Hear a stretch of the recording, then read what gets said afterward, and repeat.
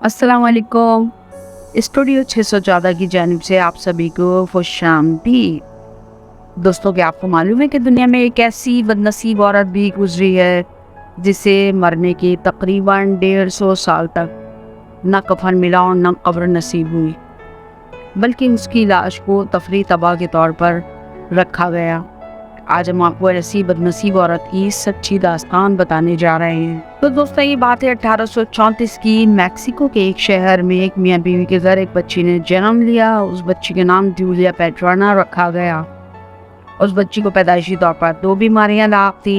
एक ये कि उस बच्ची के पूरे जिस्म पर घने बाल थे, यहाँ तक कि उसका चेहरा भी बालों से भरा हुआ था। और दूसरी बीमारी ये थी कि उस बच्ची के होंठ और मसूड़े बहुत बड़े बड़े थे और दांत भी टेढ़े मेढ़े थे। बच्ची जो बड़ी होती गई, लोगों ने उस को तज़हीक का निशाना बनाना शुरू कर दिया। कोई उसे बेयर वुमैन कहता तो कोई उसे एफ वुमैन यानी बंदरनुमा औरत कहकर पुकारता। और कुछ अरसे के बाद तो लोगों ने हद ही कर दी, उसे ugliest woman on the planet कहकर पुकारना शुरू कर दिया। जूलिया को कभी भी किसी की मोहब्बत या इज्जत नसीब नहीं हुई। कोई कहता कि उसे उसके माँ बाप ने उसे मरने के लिए जंगल में छोड़ दिया था, तो कोई कहता कि उसके चाचा ने उसे सर्कस वालों को बेच दिया। लेकिन सच तो यह है कि जूलिया का बचपन एक यतीम खाने में गुजरा। जब जूलिया कुछ बड़ी हुई तो मैक्सिको के गवर्नर ने उसे अपने घर कामकाज के लिए रख लिया।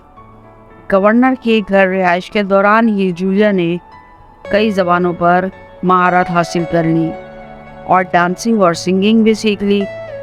जूलिया जहाँ भी जाती लोग उसे घूर घूर कर देखते और उस पर हुटिंग कसते।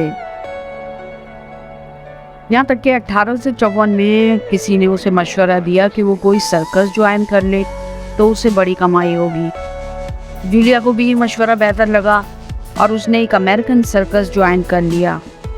दिसंबर 1854 को उसे पहली बार उस सर्कस में लोगों के आगे पेश किया गया। उसे देखने के लिए लोगों की बहुत बड़ी भीड़ उमड़ी पड़ी थी।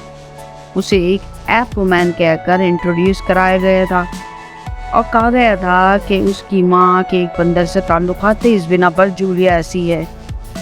ये बात लोगों में इतनी आम हो गई थी कि लोग उसके सिंगिंग या डांस देखने नहीं बल्कि इसकी अजीबोगरीब शक्ल देखने आते।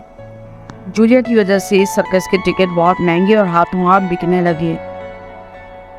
असल में उस दौर में अजीबोगरीब लोगों को सर्कस में एक ऑब्जेक्ट के तौर पर देखे जाने का बड़ा शौक हुआ करता था, क्योंकि उनके जरिए सर्कस वालों की कमाई बहुत अच्छी हो जाती थी।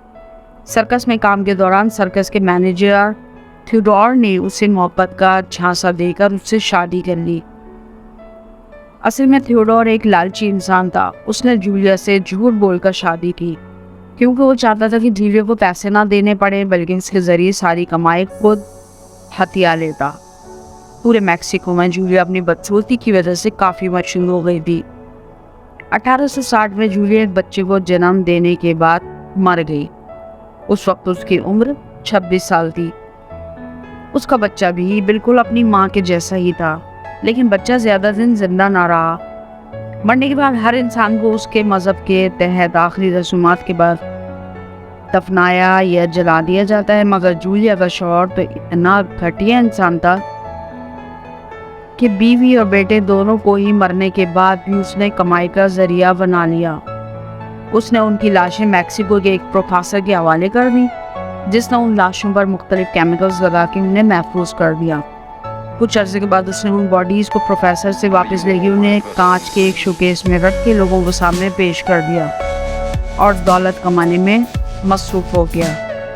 कुछ अर्से के बाद उसकी मुलाकात एक ऐसी औरत से हुई जो जूलिया से काफ़ी हद तक मिलती थी। उसने उस औरत से भी शादी कर ली। वो औरत स्टेज पर परफॉर्म करती और पीछे जूलिया और उसके बच्चे की लाशें भी रख दी जाती। जब थियोडोर का इंतकाल हो गया तो उसकी दूसरी बीवी मैरी ने उन दोनों माँ बेटी की लाश को नॉर्वे के एक शख्स को बेच दिया। उस शख्स ने उन बॉडीज़ को एक चैम्बर में रखकर उसका नाम चैम्बर ऑफ हॉरर रख दिया। उनकी बॉडीज़ को लोगों को डराने के लिए इस्तेमाल किया जाने लगा। उसके बाद स्वीडन में भी उनकी लाशों को पेश किया गया। ये 1973 में कई यूरोपियन ममालिक में इंसानी बॉडी के ज़रिए कमाई पर पाबंदी लगा दी गई। जूलिया और उसके बच्चे की बॉडी को ओस्लो के एक स्टोर रूम में रख दिया गया।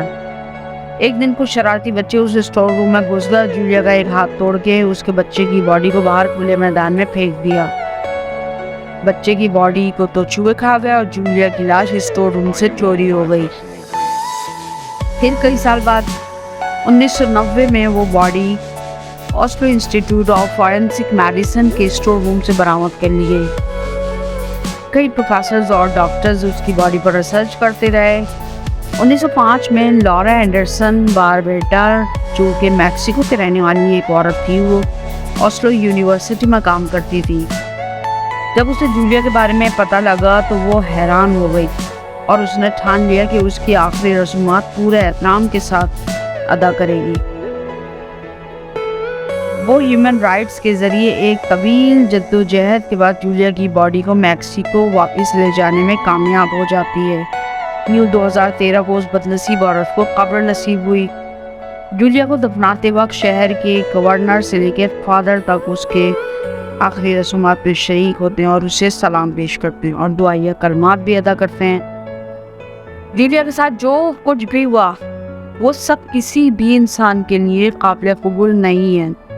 उसकी बदसूरती में उसका तो कोई हाथ ना था, लेकिन इतने दर्दनाक अंजाम के बाद बिलाखिर उस मजलूम औरत को कब्र नसीब हुई। तो दोस्तों, हमारी आज की वीडियो आपको कैसी लगी हमें कमेंट सेक्शन में ज़रूर बताइएगा और अपने दोस्तों के साथ शेयर भी कर लीजिएगा। अगली वीडियो तक के लिए गुड बाय।